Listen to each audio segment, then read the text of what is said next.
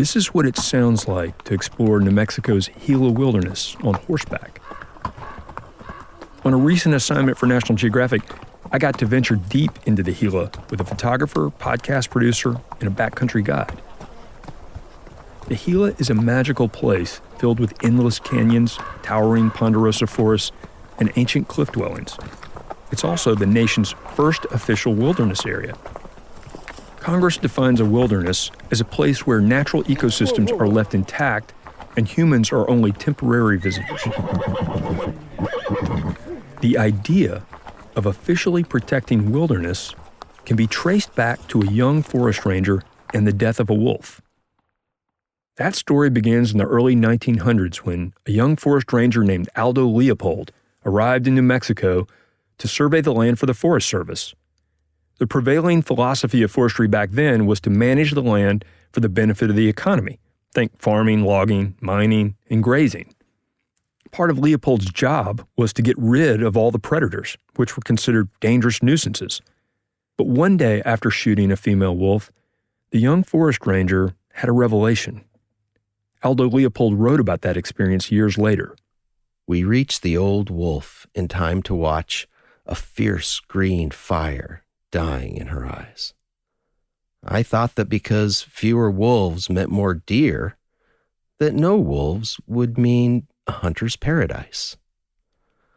But after seeing the green fire die, I sensed that neither the wolf nor the mountain agreed with such a view.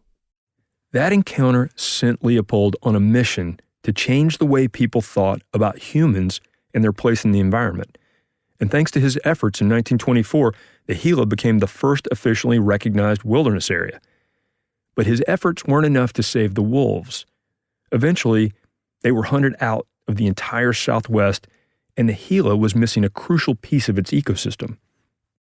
Okay, so cut to almost a century later, and here we are, the Nat Geo crew, exploring those pristine canyons that Leopold helped preserve, when one night, as we're sitting around a fire talking about Aldo Leopold, I swear this is true, we heard an unmistakable sound rise out of the night.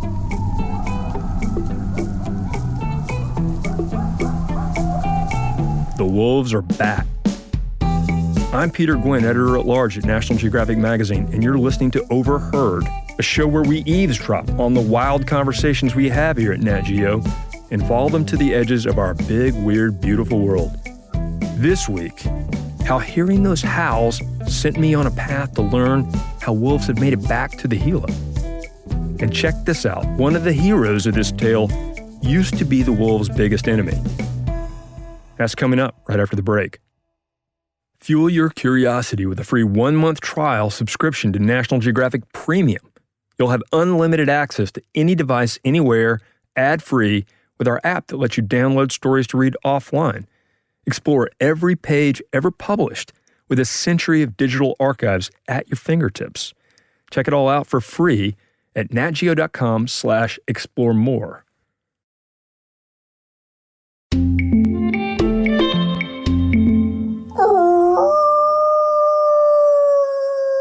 This is the practiced and perfected howl of John Oakleaf, head of the Wolf Recovery Program with U.S. Fish and Wildlife.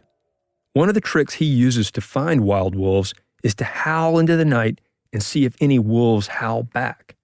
It's a skill he says takes a lot of practice. So myself, I sounded terrible and drove along in a truck by myself and howled along with wild wolves that were on tape and got my howl down where I sounded okay and I could do it in front of other people. So that's how it goes.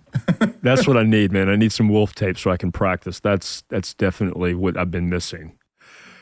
So tell me, how is a Mexican wolf different than a gray wolf? So Mexican wolves are a subspecies of gray wolves. And so they're the smallest subspecies. They're also the genetically most distinct subspecies that we can point to. Mexican wolves were the subspecies that adapted to the arid Southwest. John estimates that at their apex, there may have been tens of thousands of Mexican wolves living in the U.S. border states in northern Mexico. But by the late 1970s, there were none left in the U.S. and the only ones remaining were struggling to survive in remote mountains south of the border. What was the main cause of them going extinct? Yeah, so it's people. It's the same major cause of mortality now. Basically, wolves were the villains back in the day. Wolves and ranches don't mix. Cattle are defenseless against the predators. Wolves especially like going after young calves and heifers. Heifers, young female cows, are extremely valuable. They're basically the future of a ranch because they'll give birth to the next season's calves. In extreme cases, one wolf could kill 4 heifers in a single night. That's a massive loss for a family-owned ranch.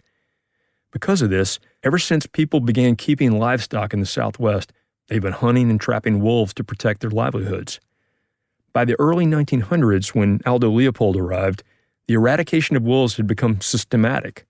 The U.S. government began a wolf extermination campaign. Bounties were put out for wolf hides, and powerful new poisons like strychnine accelerated the process. By the 1960s, the few wolves that were around still killed cattle, and the ranchers wanted them gone.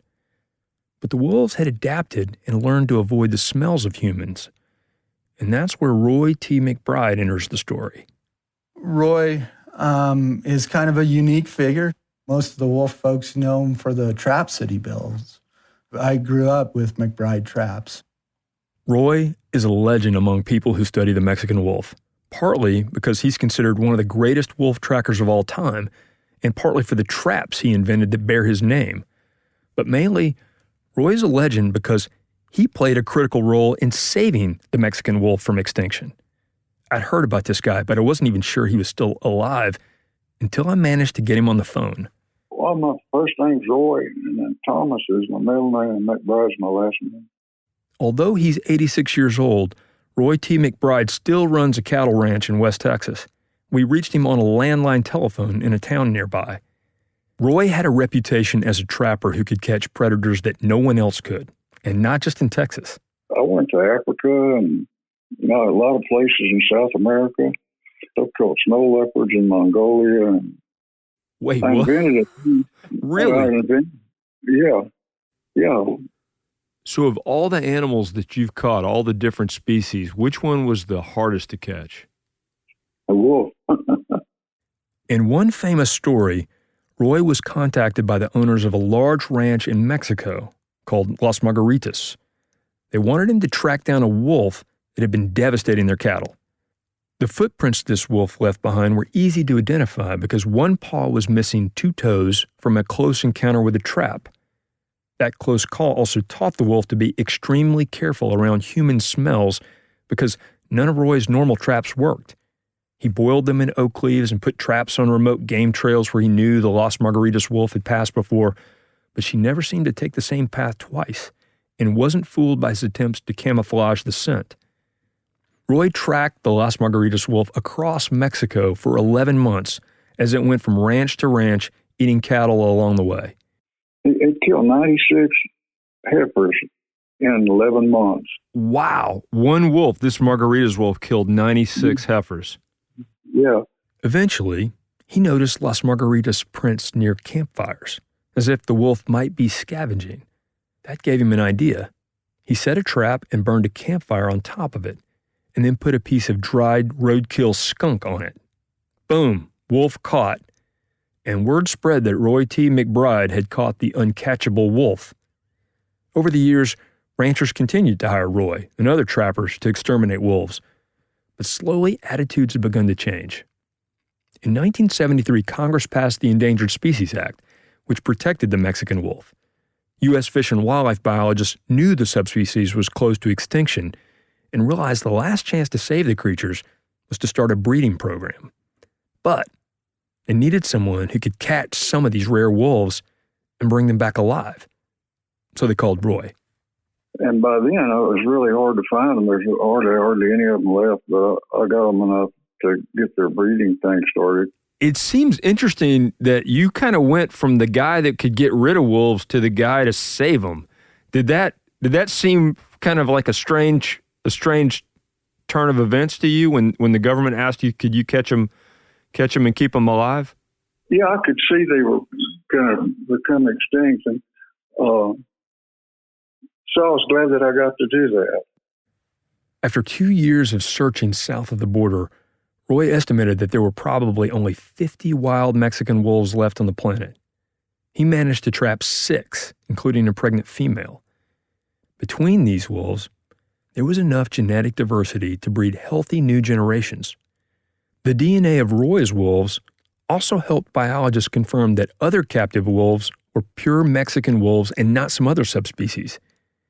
In the end, U.S. Fish and Wildlife had 7 genetically distinct wolves, 4 males and 3 females. Let's call them the Adam and Eves to reboot Mexican wolves. Okay, so you start with 7. How do you restore wolves to this whole region of the country with just seven individuals? Yeah, it's a great success story. You breed and you very carefully say, okay, I've bred these 2, now I got to do for genetics, I got to breed this one and breed it back. And so you actually want to make sure you have genetic redundancy in captivity before you start ever reintroducing them in the wild. And so that's what we did. We started reintroducing in 1998. In other words, they spent 20 years carefully breeding the wolves in captivity, building up the numbers, so that the wolves that were finally ready to be reintroduced into the wild were the great 10 to 20 greats grandchildren of those first Adam and Eve wolves. John Oakleaf was there to see those first wolves released into New Mexico. At first, it didn't go well. The first releases that we did in 1998 were largely unsuccessful. They almost died or, stuff happened with them. And so then they brought them back in, a few back in, and paired them up again and released them again. Ever seen that reality show Naked and Afraid, where people are dropped off in the middle of nowhere, naked, and need to figure out how to survive? That's basically what was happening with those first wolves. Instincts can only carry you so far. They get killing elk. They don't get avoiding maybe people very well. And so that was the hard part of it. Because they're raised around people and they're sort of more familiar, that's why? Well, it's just, I guess they just don't have that, like they haven't had people shoot at them. There's no reason to be fearful of people. They haven't had, like in captivity, we try to avoid any positive association with things, but you still have to feed them, You still have to go in there every 3 days, and that's how you start a population. It was hard work in the early days. Once a wild population is started, John explained that there is a much higher success rate with introducing wolves into the wild as pups. If a pup is successfully attached to a foster family, its new parents can teach it how to be a wild wolf. But how do you get a wild wolf mother to adopt a captive-born pup? That's coming up after the break.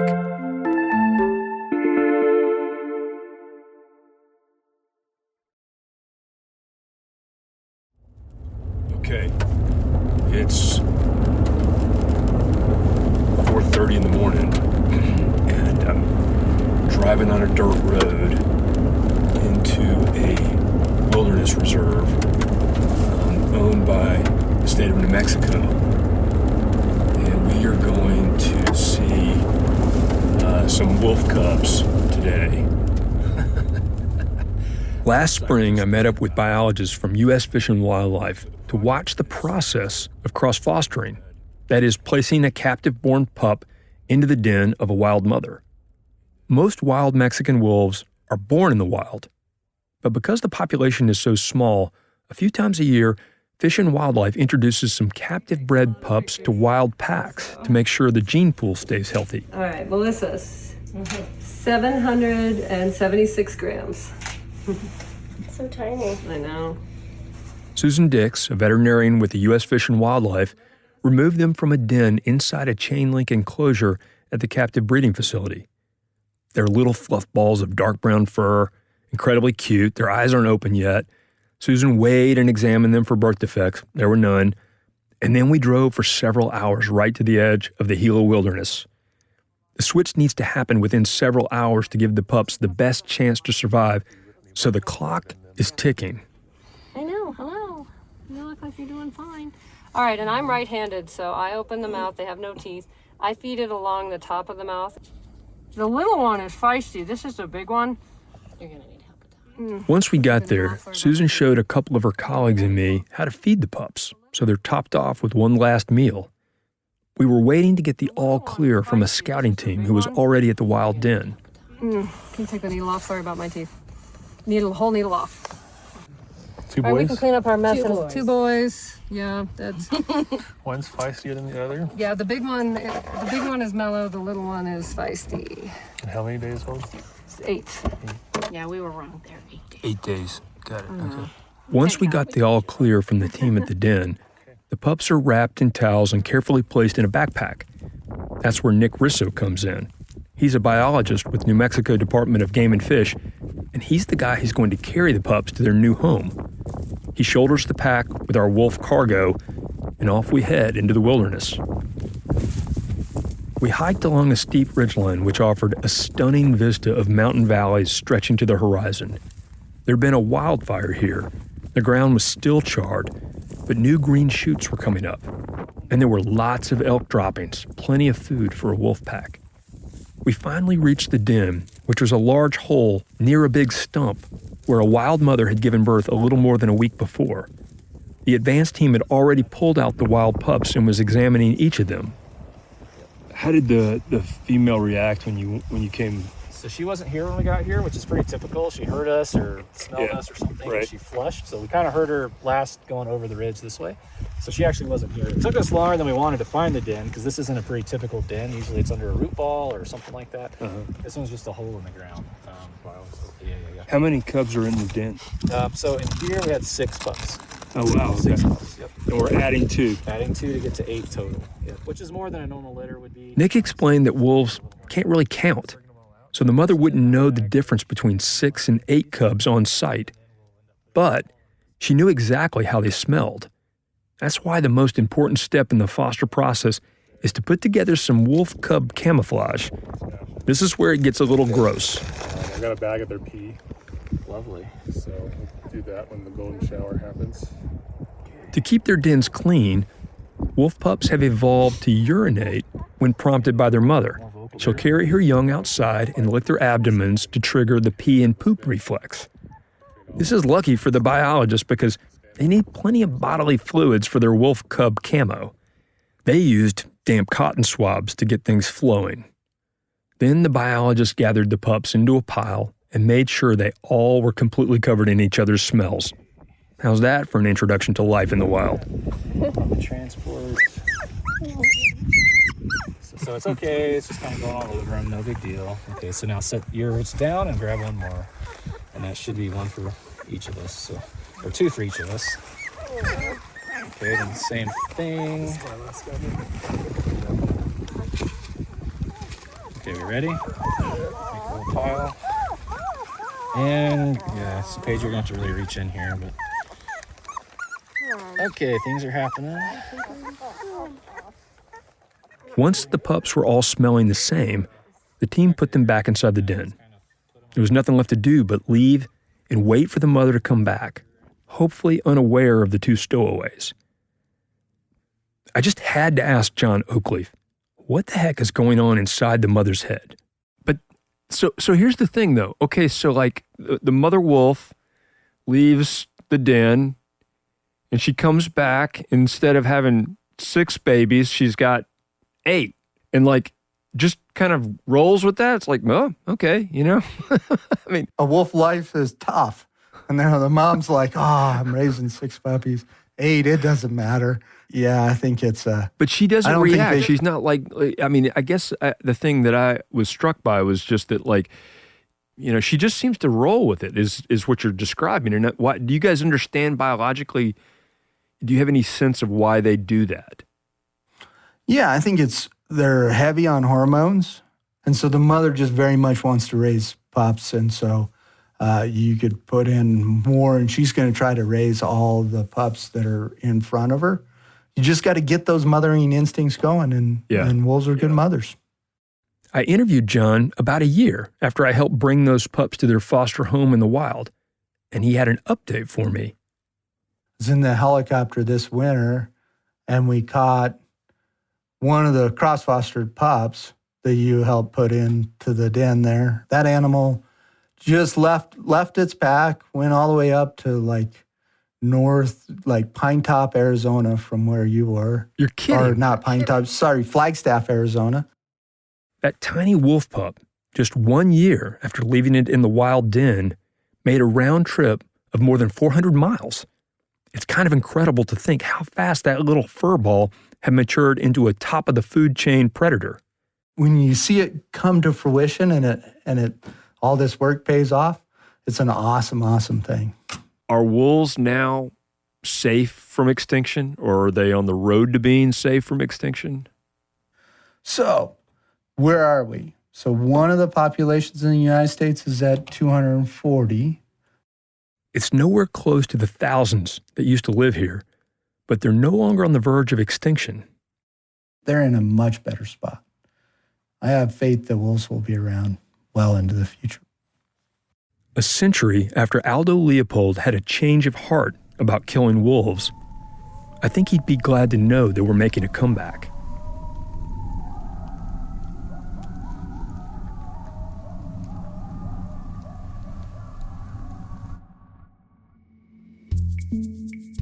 If you like what you hear and you want to support more content like this, please rate and review us in your podcast app and consider a National Geographic subscription. That's the best way to support Overheard.